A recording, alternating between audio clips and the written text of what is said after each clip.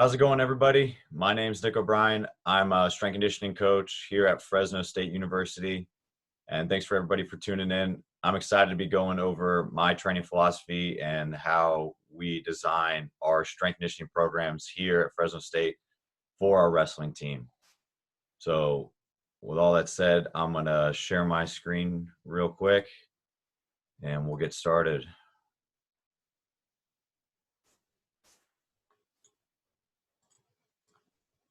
All right.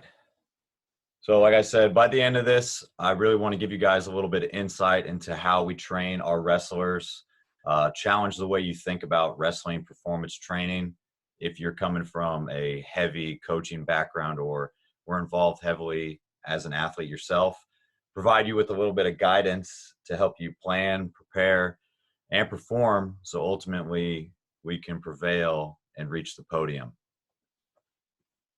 So real quick, just a little bit about me. I'm going into my 4th season here at Fresno State, where I currently oversee the training for the wrestling team, baseball, women's lacrosse, and volleyball programs, as well as our professional internship program. And then from here, make it real brief. I think everybody here knows a lot about wrestling. You're either deeply involved in it, you know what it entails, the different movements, the skills, the techniques, all the tactical side of it, either as an athlete yourself, as a coach, or both. So what we're really going to try to focus on is the benefits of strength conditioning for the sport of wrestling.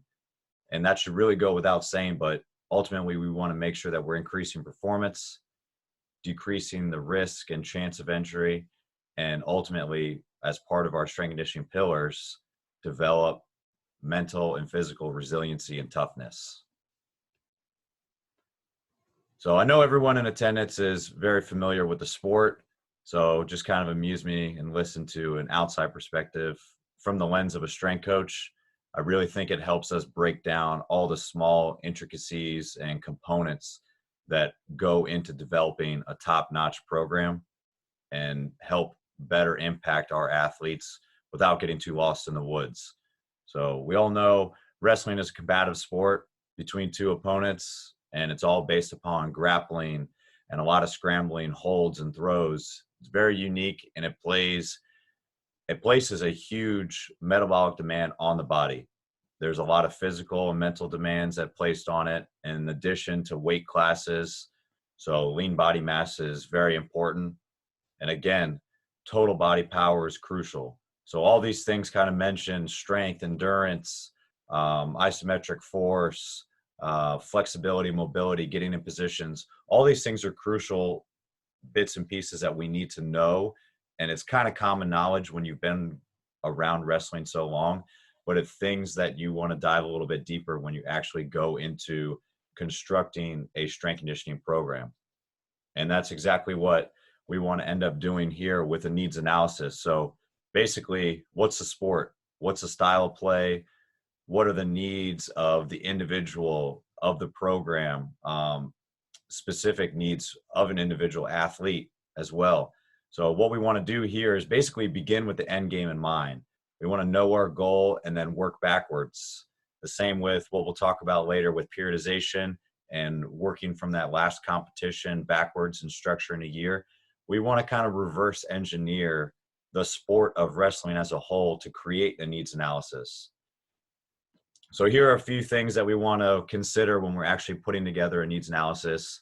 A lot of it has to do with the sport and the individual athlete, whether it's injury analysis and knowing that neck is going to be put into weird angles, the shoulder is going to, a lot of shoulders end up having mobility issues, or athletes posturally, since they're always down in a stance of motion, many end up being kyphotic with the shoulders upwardly rotated in position, or other program considerations, how you specifically run your practices or training, what you do to peak for a match or a duel or a tournament.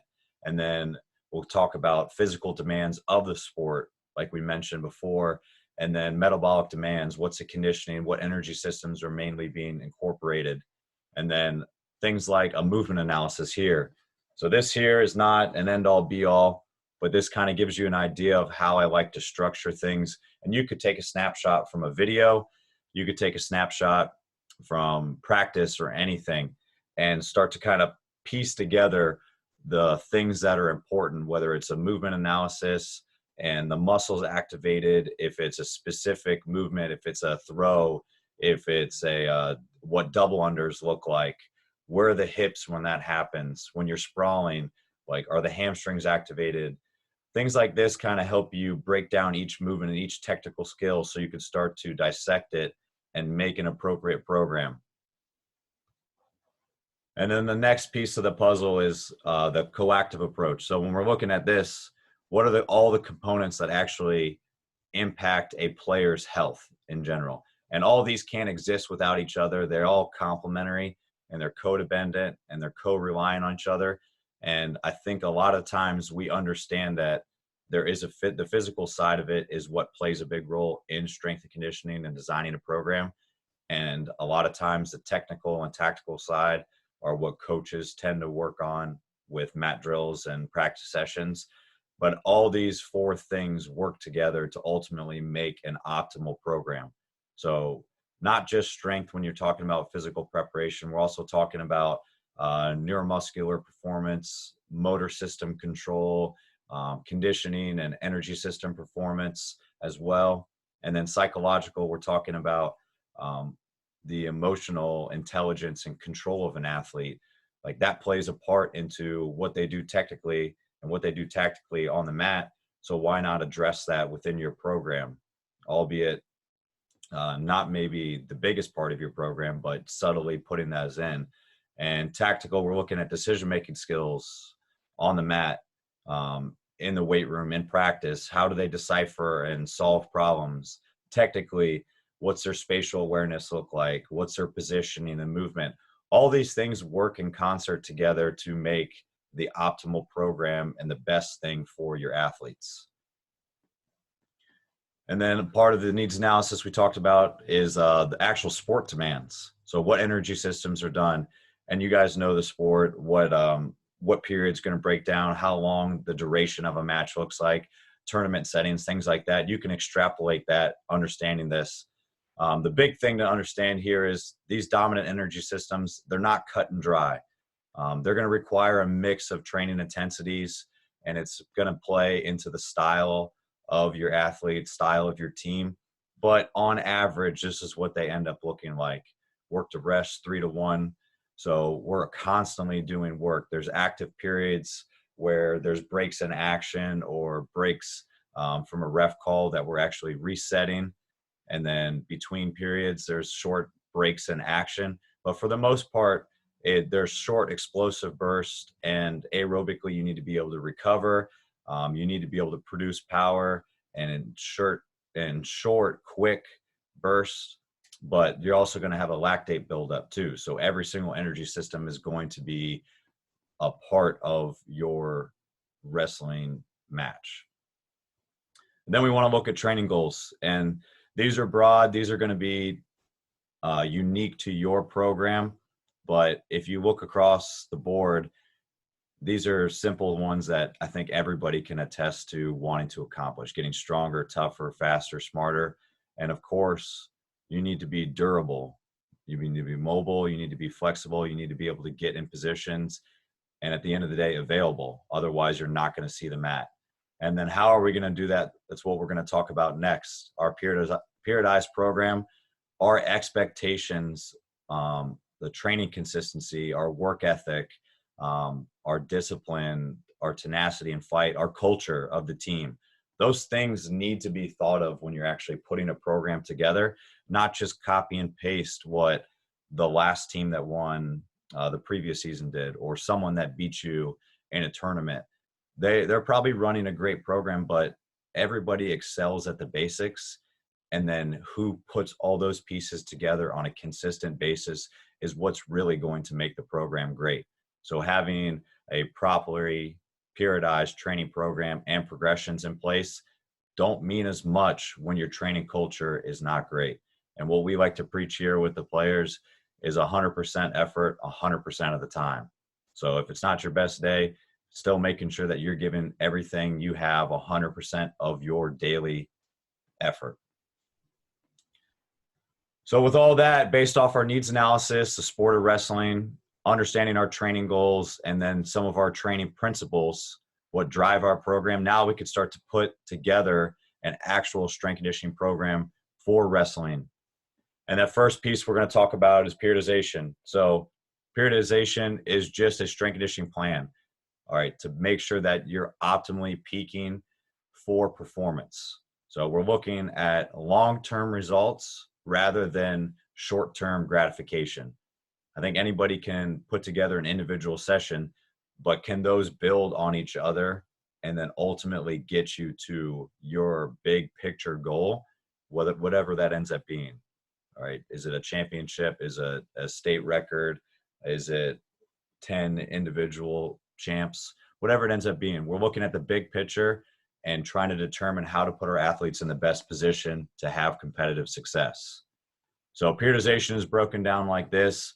We're thinking of it as an intentional training program and planned for a year-round mindset.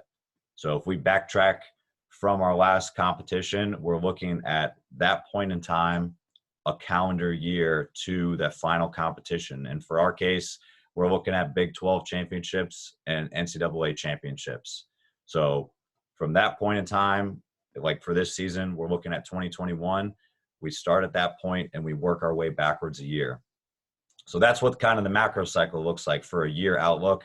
We'll break it down into a mesocycle. So our training phases, for us, it's a postseason and out of season developmental year, our preseason, and then of course our in season. And then from there breaks down again to our actual training phases. So what you'll see later on in the slides, our training cards, what we're actually trying to focus on, whether it's strength, endurance, peaking, tapering, things like that. And then break it down even further into what I think people will see like on a whiteboard or on an individual training day is our individual sessions, what we do on the daily. So first piece here is the macro cycle. Like we talked about, it's the big picture. Easiest way to do it in general, there's 12 months in a year. You know when your championship is, work your way backwards. From there, figure out what's my major emphasis. So if you look here, postseason, it's recovery, rest and recovery. Our developmental season, that out of season is for strength and speed gains. We're going heavy in the weight room. Wrestling's probably going to take a back seat. And then preseason from September to March is the bread and butter of everything. All right, what we do strength conditioning wise is going to take a back seat and hopefully help what we do on the mat. So this is a good way to kind of start it out and make sure that you're on the right track. And then we kind of take a step further and begin to map it out in a little bit more detail. So taking those 12 months, extrapolating it out, and starting to piece together what we want to do on a week-to-week approach.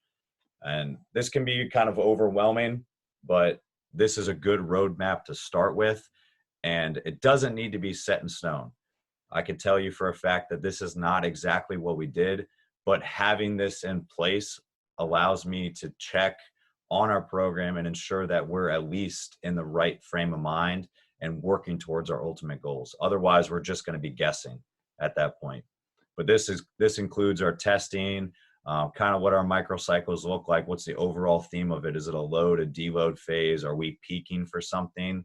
It has our competitions on here.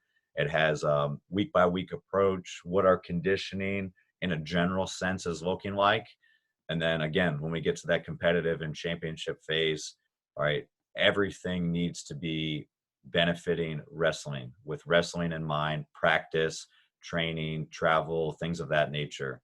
So we're taking it from a season approach to a training focus. We're looking at duration and dates, and then we're actually going into a program breakdown into these mesocycles. And then this kind of goes hand in hand with the previous slide. These are all our competition dates. Everything we're going to use here is going to be last year's model.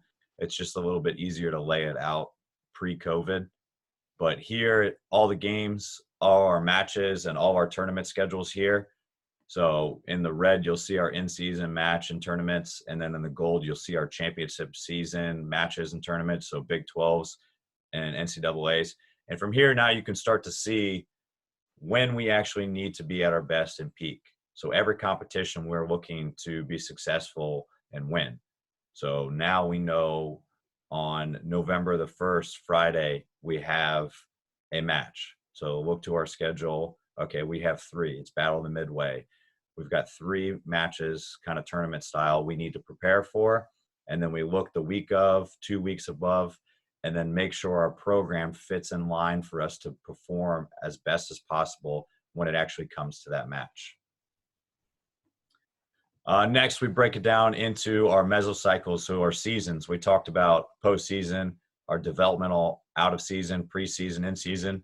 And then since we are in college, I like to add in what our semester outlook looks like too. So are the athletes actually going to be on campus? You have to consider exams and things of those nature in the program, because those are further stressors that are going to impact what you do in the weight room and on the mat. So those need to go into your program as well.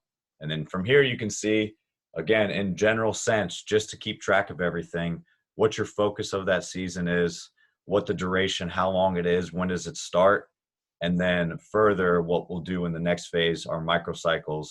At the programs at the bottom are the actual training cards and phases of what we're going to actually accomplish as a kind of dialed in microscopic view of the overall theme. So phase 1 is 3 to 5 weeks for our postseason at the bottom left. And from there, we know it's 3 to 5 weeks based off if someone's going to NCAAs or not. And what are we doing in that phase? We're looking at rest, rejuvenation, active recovery, and then we're progressively reconditioning. And that'll be the first phase. Again, working up to our red and gold, our championship and in-season matches.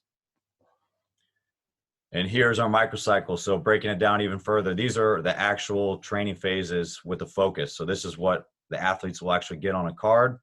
And this here is our non-travel lift. So in season for our non-travelers, working on strength development, since they don't have as much going on in terms of travel, making drastic weight or scratch weight for the season, that we can actually push the boundaries a little bit more with them in strength and even some conditioning on top of it, opposed to what our travelers and starters are going to be doing. But this gives you an idea of how we break it down, and it built from that big macro cycle down to an actual smaller version of it that you would see on a training card and day to day. And here, this is specifically what we're doing in that block. And then individually on a daily session, what are we doing on that day? So you can see exactly what we're doing, what the lift is, the percentage of volume, our sets and reps, what it's paired with, what our main focus of the day, our tier 1 exercise is, and then moving our way down day to day. And then we use the cards so the athletes can track it. And then we can write in things. We can use percentages or different parts of the season. We'll use training session RPEs and velocity-based training where we're actually hooking it up to a tendo unit so we can see speed of movement and make adjustments to a athlete's program based off their recovery status and based off the speed and velocity of the bar. So next piece of the puzzle is actually designing one of these programs and kind of going into depth on it. And again, it follows our main 3 goals of our strength conditioning mission statement. Again, decreasing the risk of injury, improving, enhancing athletic performance, and developing mental and physical resiliency and toughness. Always following some of our training principles, so progressive overload, variety, specificity, said principle, things of that nature all need to go into mind when we're actually piecing together and putting together this training program. And these are a few more things that actually are incorporated into the actual program design. So when we looked at that individual program and the microcycle there of an actual training card, these are all the things that are thought of prior to putting that together. So what's the movement type we're actually going to put into the card? Is it a pull? Is it a push exercise? Like what movement is it? Is it open chain? Is it closed chain? And then a few of our other principles that we always want to look at is kind of our hierarchy of movement and skill development. So for us, we look at posture and position, the same as you would look on a wrestling mat. Like, are they in the right position? Is their foot in the right stance? Is their posture good? Is their head in line? Are their arms in tight?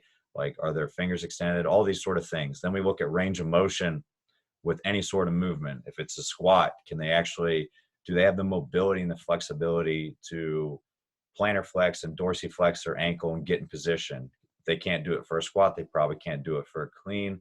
It's probably going to be cumbersome when they actually get on the mat and try to shoot. Then we start to look at timing and sequencing, and then it builds on to strength and speed and our tempo work.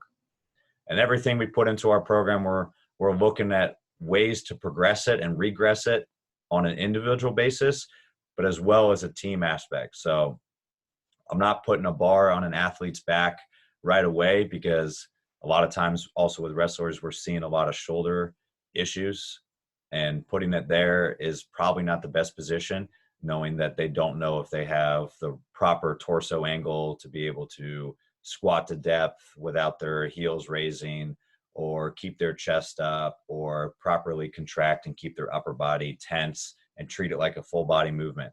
So every time we put into a program, just like we talked about, it has to be purposeful. An exercise put into a program or a movement put into a program, it has to have a way to progress it and regress it or move on. And from that, we look at how do we progress the movement first, then we add volume, and then we increase the load. And then continuing on that, a few more things that need to be added in once you kind of have an idea and grasp of what movements you want to do, how they're incorporated within your program. You need to start to look at the order. So are you always going to be putting power and explosive exercises first, and then strength, and then assistant work? Are you always putting multi-joint, big compound movements before single joint movements? Are you putting a squat before a curl? Probably. So are you alternating push-pull, things of that nature? Like you looked at the card, are we supersetting things? Are there compound sets? Are there 3 things paired together? What's the training intensity, the load, the rep scheme? Are we peaking for something? Is there performance? Are we actually using performance numbers or estimated maxes and things of that nature? What are the rest periods look like? What's the total duration of the program, training session? We need to have all those things thought of ahead of time, so that we're making sure that everything we put into the program is accomplishing the right things. So now actually putting a training session together, since we know a little bit now about the program design and the things that are actually going to be entailed into it, we need to make sure that we put all those things into a periodized program to optimize the wrestlers. Because wrestling requires a crazy combination of speed, power, strength, and endurance. You need to make sure that you're very strategic in how you place these things into a program at different points in time over the year. Because at the end of the day, what we want in our program is to be able to dominate and be a dominant force on the mat. So we need to make sure the training session is doing everything to prepare those athletes for it. So when we actually go through a training session, these are a few of the main components that we're looking at within it. And they vary season to season. So like postseason, out of season, preseason, in season, all those things. There's differences between rookies and returners for us, as well as differences between our starters, travelers, our red shirts and non-travelers, and then just individual things. If someone has a broken wrist in the past and has a plate and it can't front squat properly with a rack position, all right, we're going to have to make adjustments. We can't just throw them into that movement because everybody else is doing it. But components that are involved in it, obviously a warm-up, always starting with a warm-up, having a cool down recovery period at the end, and actually getting back to a parasympathetic state. Obviously strength training, our speed and agility work, conditioning, and our energy system development stuff. All these different things are going to be impactful on it. And then when you look at the chart on the right, training residuals, the differences in season, we need to be able to hit all these things, whether it be conditioning, the aerobic system, our base, our anaerobic system, that power development, max strength, max speed. Like, what are you doing for sprint ability? Those things have a detraining effect. Those qualities do. So you need to make sure within a training session and within your whole periodization program, you're putting those in place and not detraining those different components and qualities. So looking at training sessions here, same thing, broken up into those 4 seasons. We'll show the focus, and this is kind of how we break it up into our program and where we allot our time within the season. So how many days a week we're actually working in the postseason, within the developmental season, preseason, and then in season. What are our goals at the bottom? Are we trying to reteach and increase the volume? Are we actually trying to work on rate of force development and increasing our energy system development and conditioning, our match prep work? And I like to break it up just like it is under the season. So our mat recovery, we're taking some time off in the postseason to kind of work on some other qualities. Sessions are pretty quick. We're coming in 3 days a week. Then we work in the developmental season. This is the big time for me. This is when strength conditioning takes the wheel for a while. So 3+ days a week, a lot of times working up to 90 minutes, and we're adding a little bit of everything in. Then we work on to mat prep.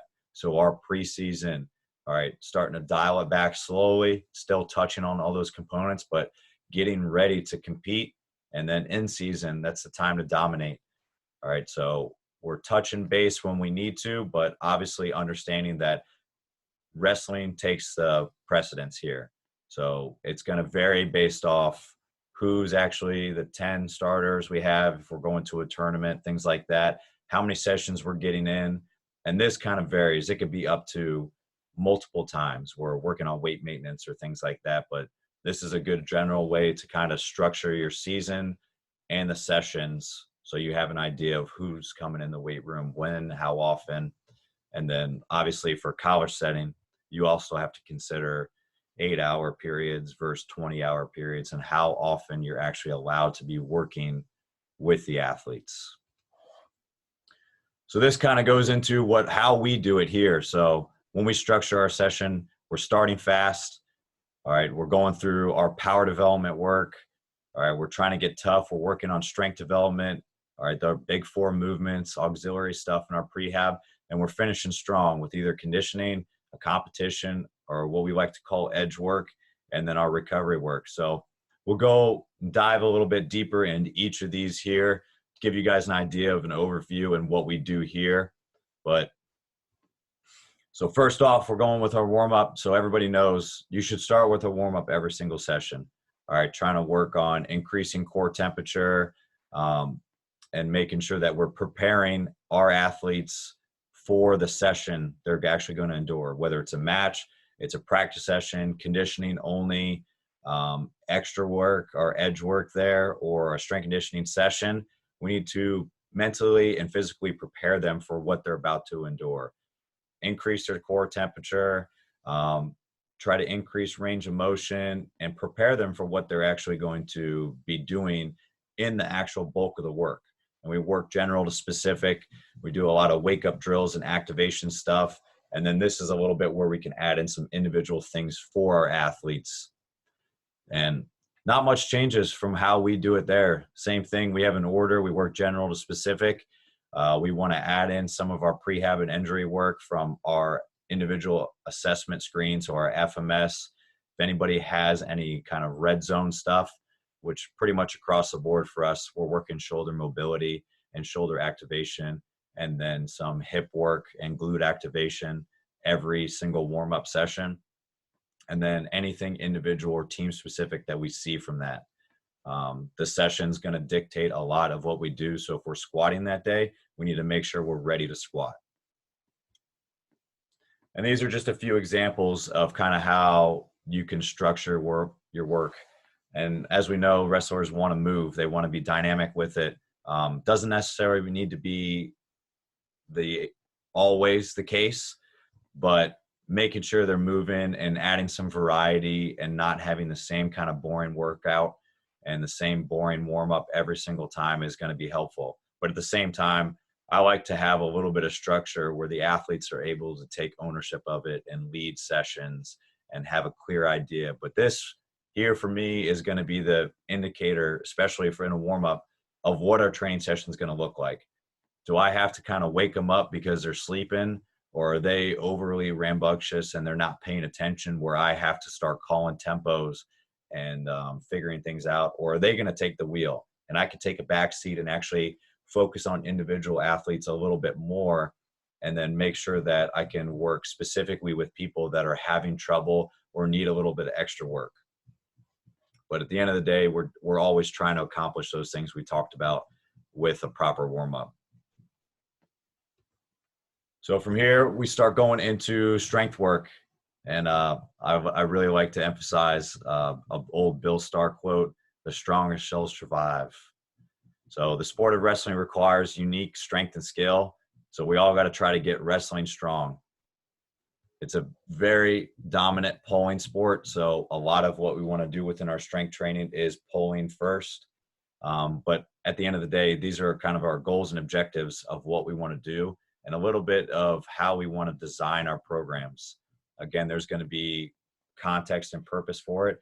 We want to ensure that it's transferring over to our training, and we have some different things in place programming wise for those unique things, like a rookie versus a returner, making sure that it's in line with our goals, that there's variety. And again, like all we talked about with our program design, the progressions, and then some other considerations. But at the end of the day, if your strength training program focuses on increasing force production, being able to absorb force, and prepares for the demand of the sport so that we can decrease the risk of injury by being the stronger of the two athletes in the circle, then we're doing a good job. So looking at how we do it, everything we do is movement based. All right, we try to get away from singular exercises. There's a time and a place for it, but predominantly we want to work foundational movement. So full body, multi-joint, ground-based, three-dimensional, working at every single angle we can, making sure that there's not a position that we're uncomfortable in. And we're going through our big six here: squat, hinge, pull, push, lunge, carry. So pulling and pushing horizontal, vertically, changing that up. Squatting, we work from a front squat or body weight squat first into a back squat position. Being able to hinge is huge. All right, huge in wrestling. All right, not only just a deadlift or the postural position that you get from that forward lean and being able to have a full foot on the ground, but so all our Olympic progressions, a lot for squat and hinge, a lot of our plyometric work all derives from that. And we need to have strength so that we can add speed to it and ultimately build power. That's what's going to carry over and be the dominant force for our wrestling athletes. And since we are working in weight classes, you want to own your body weight first and work on relative strength. But again, wrestling, you can add a lot of cool components to it, but what we do in the weight room is GPP all the way, general physical preparation to get them ready for their sport. So this is a little bit of how we classify it with our progressions. And this changes a little bit year to year with the athletes we're working with. But in our format, for the most part, with our training, we're putting a tier 1 exercise movement in our first box here, tier 2 on our secondary, and a tier 3, our tertiary work is kind of paired together. So this is just a little bit of a snapshot of what one training sessions look like. Again, it varies based off how we're progressing with our movements and what we actually want to accomplish, the time of the season, all those things. But finding a way to classify what movements are your number one priority things that you need to have within a program are huge. And then building backwards from there and adding your secondary work, some of your prehab and core work and other stabilization and body weight exercises are great to add, especially looking at wrestling, neck, and like we talked about, shoulder mobility and hip mobility and knee stability are key. So next piece of the puzzle, looking at speed and power. So these can be separated, but for the case of this, we're going to put them both together. And speed, agility, and power, like they're seen in wrestling all the time. Your ability to react, read, and anticipate your opponent is huge. So what we like to do within our program is make sure that we're able to implement that within the weight room, find ways to increase the rate of force production, prepare for the demands of the sports again. And then same as strength conditioning and our strength training work, all right, finding ways to program it, progress it adequately, going through sets, reps, and rests. Those are key for speed, all right? If we're working on true speed, we need more rest. If we're working on power development, all right, it's different from power capacity where we're trying to replicate it and repeat it over and over.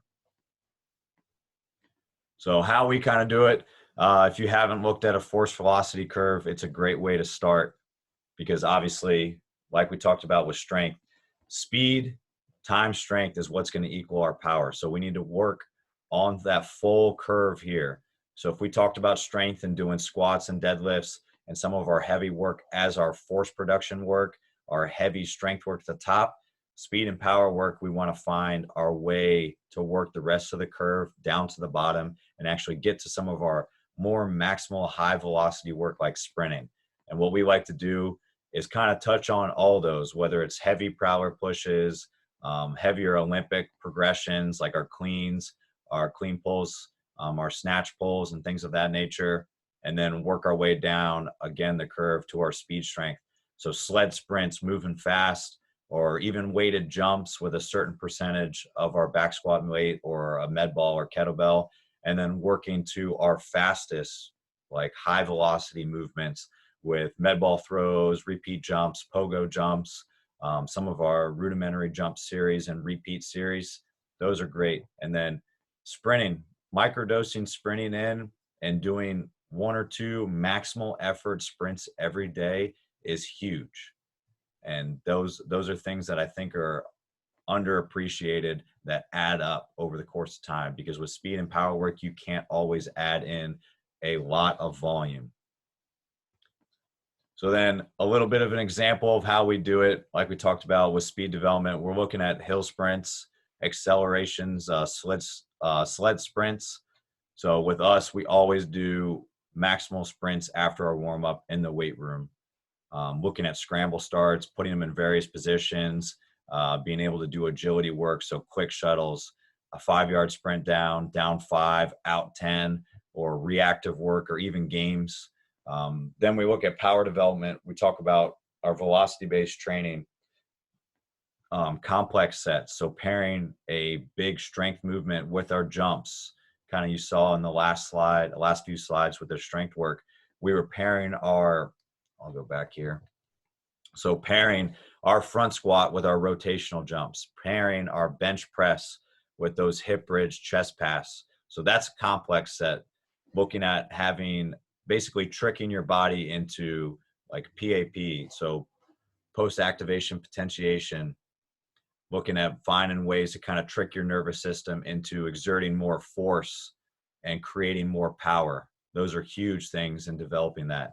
And then the bottom here is some of our metabolic conditioning. So it's our alactic power work, where you can kind of work in with partial rest periods, changing the series up, changing the type of exercising. But it's a great way to get conditioning, like quote unquote conditioning work in, but still working your power. And then you're aerobically getting a little bit within your recovery and rest periods so that you can produce that power again, which is perfect for wrestling. Explosive, small, short bouts. So looking at conditioning, at the end of the day, the best conditioning for wrestling is to wrestle.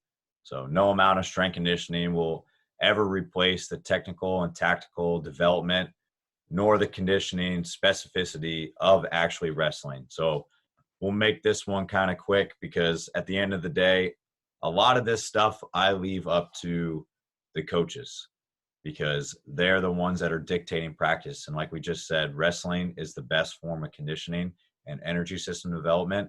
But in the off season, there are points in time where I'm able to chip away and add that into our program.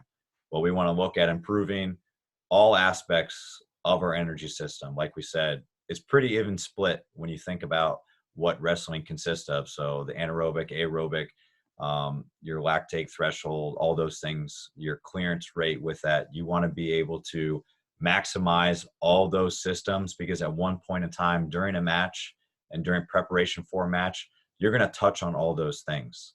So these charts kind of just show where the separation lies and how long into a session you're going to actually be able to elicit this. What's the rest between to actually get a full recovery and elicit that training quality again, and then a little bit of the volume. So the way we do it, again, working generals to specific. So baseline conditioning when we start in the off season, not even really touching it too much in the postseason. We're coming off from a long 5-month period. So don't even really touch baseline conditioning until we start working our developmental season. But ultimately with the end goal in mind to be match conditioning ready. And we talked about those work to rest ratios in the beginning. 3-to-1 is about the average you're going to see within a match, but making sure that you're also touching on, again, that's best case scenario. That's an average. So what are the worst case scenarios? What are you going to see with partial recovery between? There's no timeouts. You're not going to be able to do like planned timeouts. So you need to make sure that what you're doing, all right, you're also planning for the average and what you're going to typically see, and a worst case scenario, so whether it's tournament style, duels, overtime, sudden victory, or just the unknown. Last year we had, I forget how long the duel was delayed, waiting for a ref to show up. So planning that, maybe it's not super taxing, but to be in the right frame of mind to understand that, okay, well, now everything is delayed an hour or two. All right, having a good base and conditioning element and planning for worst case scenario is going to be helpful. And the ways we like to really train conditioning is being able to compete, challenge with variety. And then, like we already mentioned, there's differences in the season with what we're actually trying to accomplish. So like I said, from my personal, what I do here at Fresno is I tie on a little bit of this. I give my 2 cents, but mostly, like we said, wrestling is what's going to get our conditioning. So I'm able to add things and elements into our program, but mostly it's coming from a strength conditioning side of point. So I'm talking about like strength circuits or big giant sets, 6 to 10 exercises paired together from a strength aspect. So we would do things like going from a banded face pull into a banded hip bridge, into a banded good morning, right into a row and a split stance, going back into a banded push-up, all in quick succession, but a little bit of strength element within it. And then a little example from that is what we do as our match killer finisher. So if we are getting closer to season and we have some time, we'll kind of vary it up with one of these series where you're actually going through a pre-set up series with some different elements to it. And then your work time is following an actual period. So 3 minutes on, 30 seconds between, second period, 2 minutes, 30 seconds off, third period, 2 minutes, and going through maximal work for those exercises. So big thing, talk about recovery. Recovery starts the second you step off the mat or out of the weight room. And throughout the year, wrestlers' bodies take a beating from practice meets, tournaments, and weight cut demands. So recovery needs to be huge, almost even more so than your training. So right here, you can kind of see a little bit of the objectives of what we're trying to do. Again, trying to make sure that they're available, decreasing the risk of injury, and then actually finding ways to progress our recovery and make sure that the athletes can take some autonomy and ownership over it so that they're doing it on their own. College setting, we're not going to see them very often. So being able to give them tools that they can do more on their own outside of the weight room, outside of the mat room, are huge. But the big four for us, the big four for anybody, is sleep, hydration, nutrition, and stress management.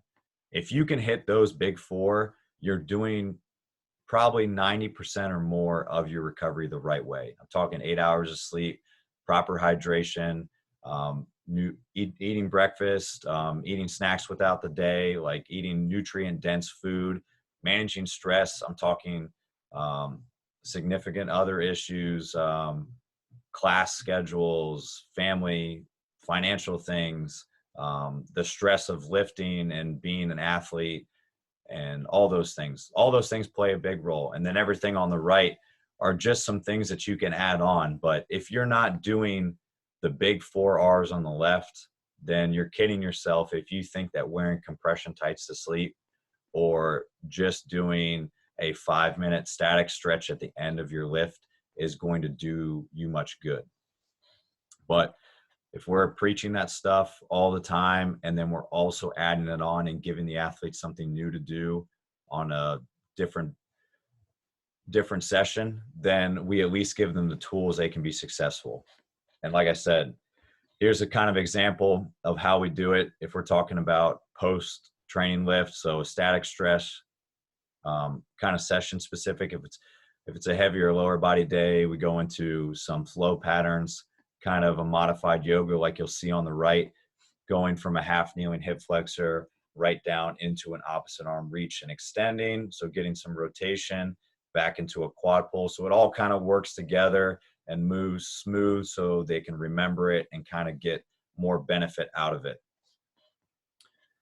And then this is last bit right here, our edge work. So this is prehab, injury prevention, our individual work, other things to kind of consider within your strength conditioning program. Doing these things is going to be a prerequisite for if you want to be great. And finding ways to add this in is a great thing to do to work on weak points and kind of maintain your strength. So just a few of the ones we kind of focus on when we talk about edge work is additional injury prevention. And a lot of this is monitoring. So whether it be sleep tracking, those FMS red zone ones we talked about, wellness questionnaires, or even tracking our RPs and session duration, goal setting. So making sure that there's team and individual goals, performance testing. So if we're not actually measuring anything, then it doesn't matter. And then the last bit right there, the elite performance numbers. So having standards for a team, and then we take those standards, we show the athletes what they are. And then within our performance testing throughout the year, we rank those athletes so they could see it. We can reward them. We put a pound for pound winner and show them that what they're doing in the weight room actually carries over to the mat and then in life. Same thing, weight maintenance, and then big for us, competition. So we have a Bulldog of the Week. We do daily, weekly, year-long competitions and make sure that we're always pushing competitive spirit. It doesn't have to be anything crazy. It can be rock, paper, scissors to see who's actually going to get to lead the training session, warm up, or it can be last person to fall off the pull-up bar and like a cliffhanger. So it can be small things you add in, but it will increase exponentially what you do within your program. And I think that is one of the biggest things that people can add right off the bat and change the dynamic of a program and the culture of it from the get-go. So here's the last kind of thing, like final thoughts for this. I think the biggest piece of the puzzle is your team and your strength conditioning culture. You can have the best program in the world, but if you're not living that champs lifestyle, like if you don't have your culture, your values, your goals in mind, then it doesn't matter. So when we're talking about champs, and this is how we break down every lift, every practice, like me personally, I'm thinking of a consistent competitor, someone that's hardworking, someone's accountable, someone that's constantly motivated, and they're purposeful and persistent, but also selfless. Because at the end of the day, you have to remember there's only room for one person at the top of that podium, and they're going to be the champs. So I just want to thank you guys again for having me on. My contact information is here. Feel free if you have any questions. I'd be more than happy to just talk with someone or answer everything you want, continue the conversation. But I want to thank California USA Wrestling, the National Wrestling Coaches Association, all my athletes my coaching staff here at Fresno State, our RTC athletes. You guys have given me a chance to work with you guys, and you make me better every single day. And it's been an awesome experience to be a part of that. So again, if you guys need anything, I'd be more than willing to share information and collaborate, but that's what I have. Looking forward to seeing what everybody else puts together for the wrestling program and strength conditioning wise. And I'd love to bounce some more ideas back and forth with everybody, but that's it for me. Thanks again, guys.